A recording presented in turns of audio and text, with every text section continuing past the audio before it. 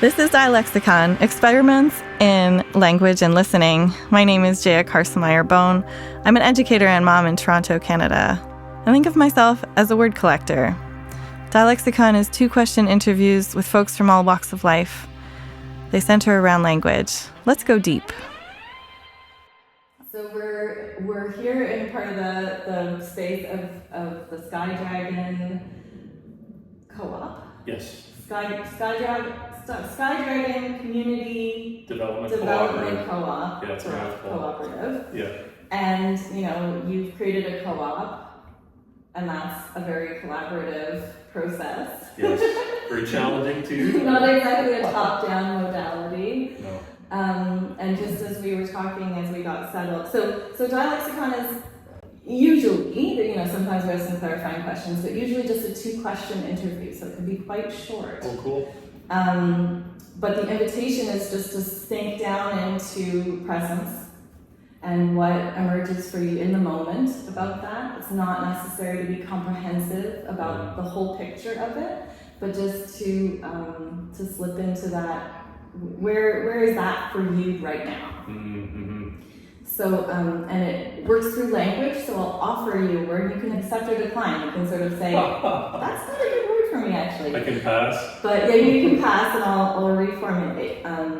So the phrase that you used as we were first talking about what society needs, or what we're lacking in relationship and community building, one phrase you used was that working with. Can you say what, for you, what does that mean? What is working with? Yeah, it's a good question. So I think for me, that works on a couple different levels.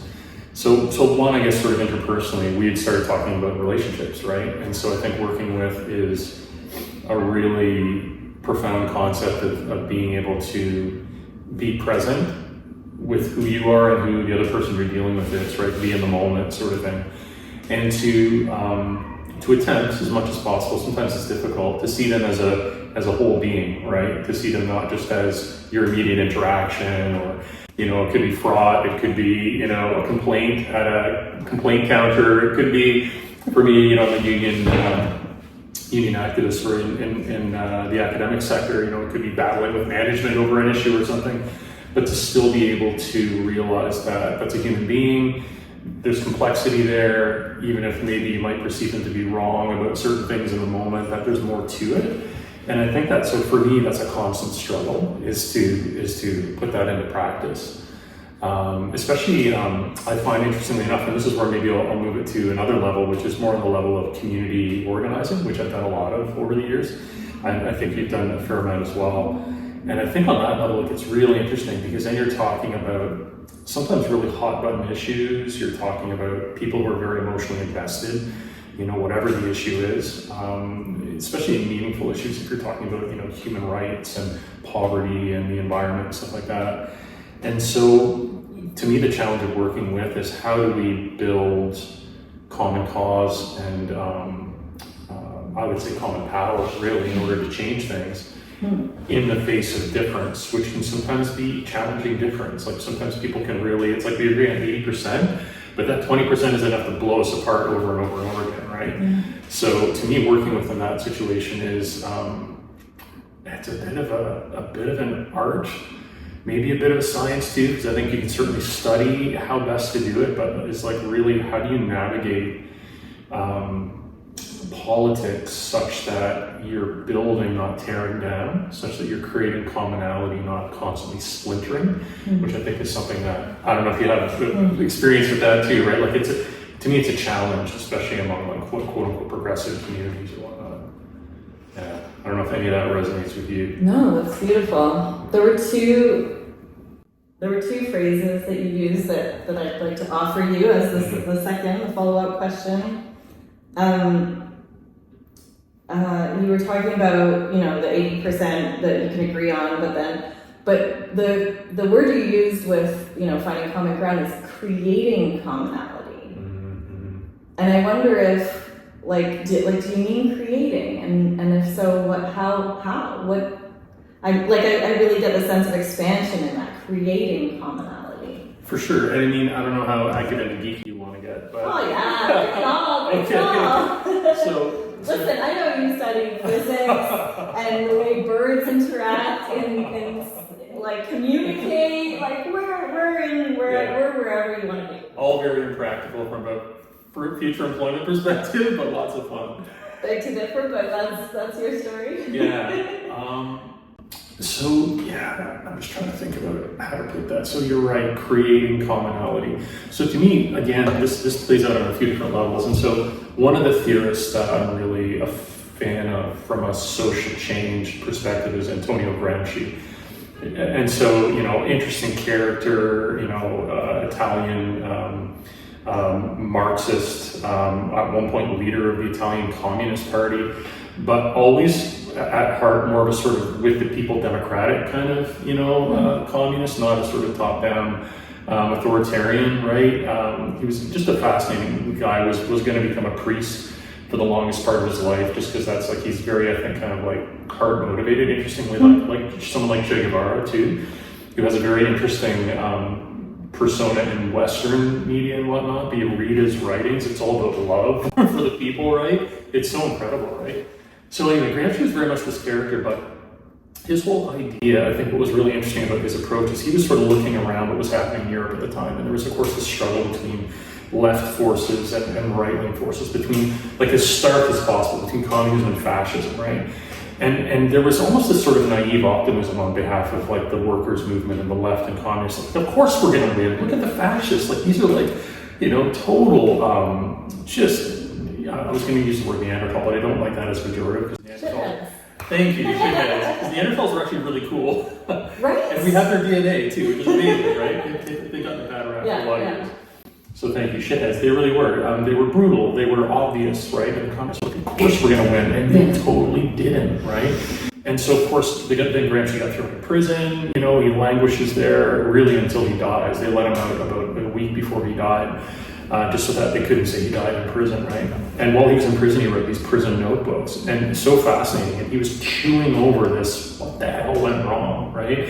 And of course, he was doing it semi in code because he couldn't write blatant political stuff in prison because, they beat him or kill him or something. So, but what I found was really interesting is he did some deep reflection on some of the problems and some of the misapprehensions that the Communist Party in Italy was working under. One of the things he critiqued was this position of maximalism, which means it's got to be ultra radical, hard line.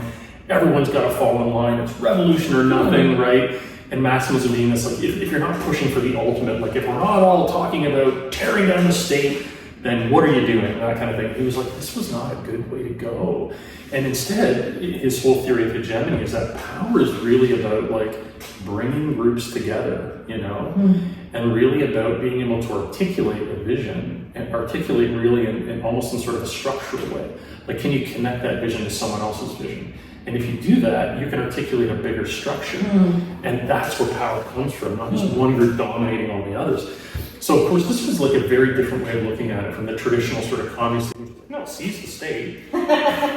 Enforce a dictatorship of the proletariat. What could go wrong, right? Like, many things, right? And so, but I find that, so to Gramsci, his whole thing is like, politics and political power is about creation. It's about intentional, reaching out, building relationship, really establishing commonality. It's not like you don't have your own principles. It's not like sometimes you are trying to get groups on side with the way you think the world is, but it's got to be a dialogue. It's got to be a process, And I just found that was, when I read that stuff in university, I was like, whoa, mind blown, right? I was like, this is the good shit right here. So I think really my whole life has been a really kind of ham-handed attempt at like trying to play these ideas out and trying to see how they can work. And I guess the big impetus, the why I care or the why do it, is because, objectively speaking, like I wrote a book in 2017 about the collapse of industrial civilization. And I really do feel, I don't think I'm even like at all especially unique this way. A lot of people are saying this, that if we continue on the same trajectory we're on right now, industrial capitalist societies, we're going to hit the wall in a big way, right? So from my sense, the need for transformation, title of my book is Radical Transformation. Like I really think that that's what's needed. And yet it's somewhat paradoxical that a lot of the behavior people associate with radicalism, which is this maximalist behavior, like my way or the highway, you must agree with everything I agree with, you must use all the same words, you know, that actually is not a very sustainable or effective way at creating the kind of transformation we need, which is not just like isolated radical groups sitting around talking about how brilliant radical they are. It's like we need mass groups of people to cue into a more expansive, liberated idea of what we could be, right? And that is tough. If you're not working with people, right? Right, working with, there it is. Yeah. Yeah. Yeah, like I don't know if you've seen this as well in terms of political polarization. Yeah. Right? Like right now. Whoa. Yeah. It's crazy. It's really wild. Yeah. And so that's a challenge, is like, how do you disagree with someone and something? Because there's many things we should disagree with. And yet also, how do you sometimes realize that, okay, if we might disagree on this, and this, but I still think you're a good faith actor, i.e. you're not a hate-filled person or whatnot. You maybe view the world differently from me. But how do I start building a bridge? How do I start having a dialogue, you know? And it seems to be a lost art. It seems. Yeah. Yeah. Huh. Wow, there's so much there. Yeah. Are you allowed to like respond? I know. You're right. Or is that not? Well, we can always edit it out. Is that how it works? No, I like to. No, I mean, like the intention is to create a format for deeper conversations. So the intention is to be in relationship and to also share this approach as a shareable, to share it as a shareable approach that the other folks can take the stamp and try it with anyone, because like I've been so surprised at where conversations with my own mother have gone, who I talk to multiple times a day, because I do think there's a way we can listen that slows things down and lets us sink into another kind of place. And I think like the word that's emerging for me is unity. It's a used in Quakerism for something that's different than consensus. So consensus is a decision-making structure where someone can veto the decision. You can say, I'm going to stand against this, and that can happen in Quaker decision-making as well. But the clerk, who doesn't have authority over the meeting, but whose responsibility it is to take the sense of the meeting, is looking for, are we in unity? And that's a spiritual condition. It's a deeper level of It's a deeper level. You might concordance, right? not exactly. And for me, many of these things have strong like sensory places for me, like what it feels like to be in unity with someone or feel aligned with someone. That can even happen on the street or passing someone. You both happen to smile at the same time, and there's that sense of not like we get along, we're besties, but just a sort of echoing or mirroring that feels like home or feels familiar or feels comforting. And yeah, that was the sense that I was getting as you were describing seeking commonality, that it might not be easily found in words, but it might be something we can develop our sensation of and be more alert to. And move towards. Definitely. I like what you said about unity, about a sense of connection with someone that's deeper than, say for instance, like I was talking about in terms of community organizing. You might get a group of people together, a coalition, ultimately with coalition politics, right? You know, you have a position, you try and get other groups to sign on to it. Yeah. Sometimes you have a meeting, you all sit around the table and everyone comes up with like a basis of unity and they hammer it out. But I don't think that's the unity that you were talking about. I think the unity you were talking about was something where there's a real sense of human connection that, let's say the word is, there's a spiritual component to it, you know? And I think that's actually really important. And so just, I guess the last thing I wanted to sort of say, that I'm glad you mentioned that, because for my thinking about social change, building a better world, you know, unfucking the planet, whatever you want to say, right, is that element needs to be there. That piece of the puzzle is incredibly important. It's also really challenging to deal with. and to articulate Yeah. when you have groups with multiple faiths and hardcore atheists and all these sorts of different ideas, right? And so what is it like to have, you know, a unity consciousness or spiritual consciousness approach to social change, which is also expansive and open, and which isn't about drawing lines and saying you're included and you're not, sort of thing, right? Yeah. And so to me, the one thing about that that I found really interesting is that, to me, the spiritual equivalent of, I think, really radical, effective social organizers, spiritual equivalent are the mystics. In any tradition, in any faith, who are like, you know, does it really matter what... The rules are just suggestions. Exactly. What day you eat, what day you don't, what songs you sing to Skyman or not, like, maybe not so important. Maybe there's this deeper experience of reality and interconnection. And so I think what's really cool is, like, so that tradition is, I think, can powerfully inform our work to try and transform things, you know? And so anyway, I just wanted to throw that in because I really think that sort of, I guess it's really like, it's like an interpersonal, political and spiritual way in which working with an interconnection is expressed. And I think they're all a piece of the puzzle of how we move ourselves through this time of crisis and into something that's more sustainable and humane, and, you know. Yeah. And that was a Dialexicon interview, simple and direct with care. You can be an interview subject anytime. Email interviewme@dialexicon.com. Follow us on Instagram @Dialexicon and YouTube @Dialexicon-com. My wish is for you to hear the people in your life with love, your parents, siblings, and neighbors. I love you.